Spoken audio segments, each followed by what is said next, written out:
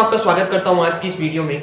मेरा नाम है मोहित सारस्वत और आज की इस वीडियो में हम लोग समझेंगे बिजनेस मॉडल कैनवस के बारे में और जानेंगे कि बिजनेस मॉडल कैनवस होता क्या है, बिजनेस मॉडल कैनवस का यूज करके कैसे आप अपना बिजनेस मॉडल बना सकते हैं, बिजनेस मॉडल कैनवस बनाने के क्या एडवांटेजेस होते हैं, बिजनेस मॉडल को डिटेल में समझेंगे और वो भी एक एग्जांपल के साथ में, जिससे आपको बिजनेस मॉडल कैनवस बनाने का और उस पर अपने बिजनेस मॉडल को डिफाइन करने का कॉन्सेप्ट पूरी तरीके से क्लियर हो जाए।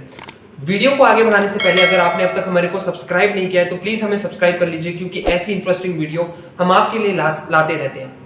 तो चलिए वीडियो में आगे बढ़ते हैं। बिजनेस मॉडल कैनवस को समझने से पहले अगर आप बिजनेस मॉडल क्या होता है ये चीज समझना चाहते हैं तो आई बटन पे क्लिक करके आप हमारी बिजनेस मॉडल वाली वीडियो देख सकते हैं, जिससे आप क्लियरली समझ जाएंगे कि बिजनेस मॉडल क्या कहते हैं। तो चलिए आगे बढ़ते हैं। बिजनेस मॉडल कैनवस एक बिजनेस टूल होता है या आप इसे एक टेम्पलेट कह सकते हैं, जो आपकी मदद करता है आपको आपका नया बिजनेस मॉडल डिफाइन करने के अंदर में, या फिर आपका जो एग्जिस्टिंग बिजनेस मॉडल है उसको क्लियरली डिस्क्राइब करने के लिए।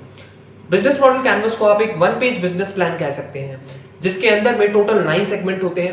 अब आप अपनी स्क्रीन पे एक इमेज देख पा रहे हैं, यही बिजनेस मॉडल कैनवस होता है और इसके 9 सेगमेंट आपको डिफाइन करते हैं, आपको हेल्प करते हैं आपके बिजनेस के अलग अलग पार्ट्स को कवर करने में और उनकी एक क्लियर अंडरस्टैंडिंग बिल्ड करने में और आपका बिजनेस कैसे वर्क करेगा उसको क्लियरली मेंशन करने के अंदर।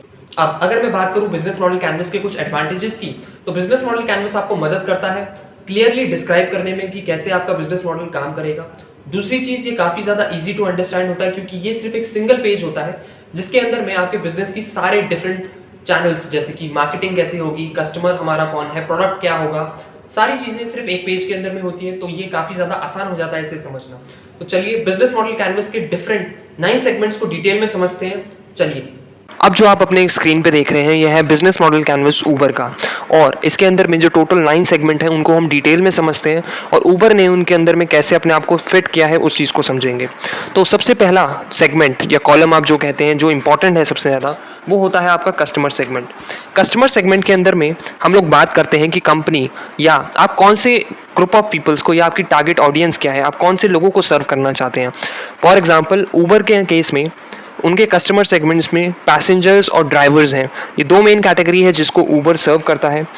ओके, नेक्स्ट इसके अंदर में जो कॉलम है वो है हमारा कस्टमर रिलेशनशिप का। इसके अंदर में हम लोग बात करते हैं कि किस तरीके से आप अपने कस्टमर्स को एक्वायर करेंगे, उनके साथ में रिलेशनशिप बिल्ड करेंगे और आपके बिजनेस में कस्टमर्स का क्या रोल है। जैसे ऊबर के केस में अगर हम बात करें तो customer is the critical component of Uber business model. Same is the case with this driver. Uber के केस में ऊबर ने कस्टमर्स और अपने ड्राइवर्स को बहुत ज़्यादा इंपॉर्टेंस देने का फैसला किया था। Okay, the next things that we have to discuss is about the channels.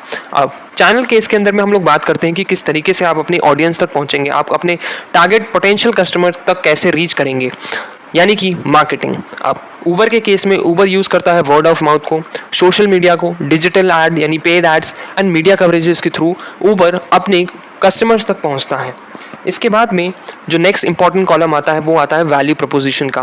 Value preposition का मतलब ये होता है कि किस तरीके से आपका प्रोडक्ट और सर्विस उनकी लाइफ में, आपके कस्टमर की लाइफ में वैल्यू ऐड करेगा, किस तरीके से वो उनकी प्रॉब्लम सॉल्व करेगा। तो यहाँ पे ऊबर ने ड्राइवर के केस में कैसे उनका ये सर्विस जो ऊबर प्रोवाइड करता है वो उन्हें ड्राइवर की केस में कैसे हेल्प करेगा, चलिए देखते हैं। ड्राइवर के केस में ease in getting started, opportunity to earn, ease in accessing more passenger, freedom to choose these work hour।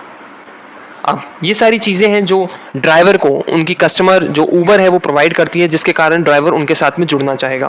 अब राइडर्स या पैसेंजर को ऊबर के साथ जुड़ने में क्या फ़ायदा होता है या उनकी सर्विसेज को यूज़ करके क्या एडवांटेजेस होता है वो देखते हैं।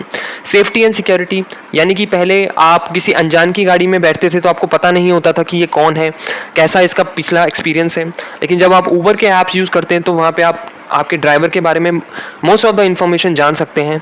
अब इसके अलावा chances to avail service with lower price than the normal taxi prices. इसके बाद में हमारे पास में जो नेक्स्ट ऑप्शन है, जो बात करते हैं हम कॉलम के बारे में, वो होता है की एक्टिविटीज़, यानी कि आपका बिजनेस किन की एक्टिविटीज़ को परफॉर्म करेगा या आपकी कंपनी किन किन चीज़ों पे मेजरली अपना फोकस लगाएगी।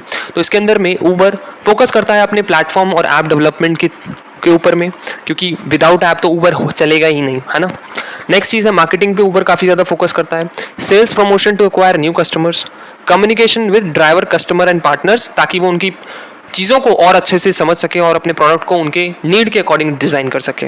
अब इसके अलावा नेक्स्ट कॉलम जो हम डिसाइड करते हैं वो होता है आपका की पार्टनर्स, यानी आपके बिजनेस मॉडल को वर्क कराने के लिए आपके साथ में क्या क्या पार्टनर्स आप लोग लेंगे। जैसे कि ऊबर के केस में ड्राइवर्स होते हैं, उनके इन्वेस्टर्स रिक्वायर्ड होते हैं, अदर्स पार्टनर्स जो भी होते हैं। जैसे मान लो आपको कोई इन्वेस्टर रिक्वायर्ड है, आपको और कोई जो भी आपको डिलीवरी पार्टनर आपका है, कोई जो भी चीज़ आपको लगेगी वो चीज़ आप की पार्टनर्स के अंदर में लिखते हैं।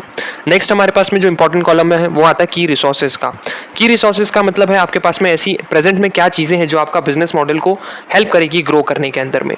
जैसे ऊबर के पास में है नेटवर्क ड्राइवर और राइडर्स का, उनके पास में खुद का प्लेटफॉर्म है, ऐप, टेक्नोलॉजी का टैलेंट है उनके पास में ब्रांड इमेज है जो सबसे ज़्यादा ज़रूरी है आज की डेट में। अब जो नेक्स्ट इंपॉर्टेंट सेक्शन जिस पे हम लोग काम कर रहे हैं वो है होता है हमारा रेवेन्यू स्ट्रीम। रेवेन्यू स्ट्रीम के अंदर में हम लोग बात करते हैं कि किस तरीके से आपका बिजनेस पैसा अर्न करेगा। जिस तरीके से बॉडी को ब्लड चाहिए होता है वैसे ही बिजनेस को रन करने के लिए रेवेन्यू चाहिए होता है, मनी चाहिए होता है। विदाउट पैसे के बिजनेस रन नहीं हो सकता।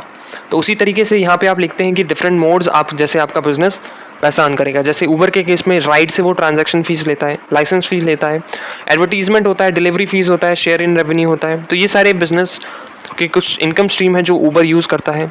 नेक्स्ट इसके बाद आता है कॉस्ट स्ट्रक्चर, यानी कि मेजर सेक्शन जहाँ पे आपका रेवेन्यू है वो आप कहाँ पे खर्च करते हैं। तो ऊबर के केस में जैसे आप देख सकते हैं कस्टमर सपोर्ट के अंदर में उनकी कॉस्ट आती है, इंफ्रास्ट्रक्चर कॉस्ट, प्लेटफॉर्म मेंटेनेंस, उनके ऐप्स वेबसाइट को मेंटेन करने के अंदर में इंश्योरेंस कॉस्ट रहता है, कॉस्ट कस्टमर एक्विजिशन कॉस्ट रहता है, जो कॉस्ट कस्टमर को एक्वायर करने के लिए ऊबर को लगता है। तो ये था बिजनेस मॉडल कैनवस का एग्जाम्पल ऊबर के केस में। आई होप आपको ये वीडियो काफ़ी ज़्यादा पसंद आया होगा और आपको बिजनेस मॉडल कैनवस पे आपके बिजनेस मॉडल को कैसे डिफाइन करते हैं ये क्लियरली समझ में आ गया हो। अगर कोई डाउट रह गया हो तो आप कमेंट सेक्शन में ज़रूर पूछ सकते हैं। आई होप वीडियो आपको इन्फॉर्मेशन लगा हो। वीडियो अगर आपको इन्फॉर्मेटिव लगा हो तो चैनल को सब्सक्राइब करें और बेल आइकन को ज़रूर प्रेस करें। Thank you.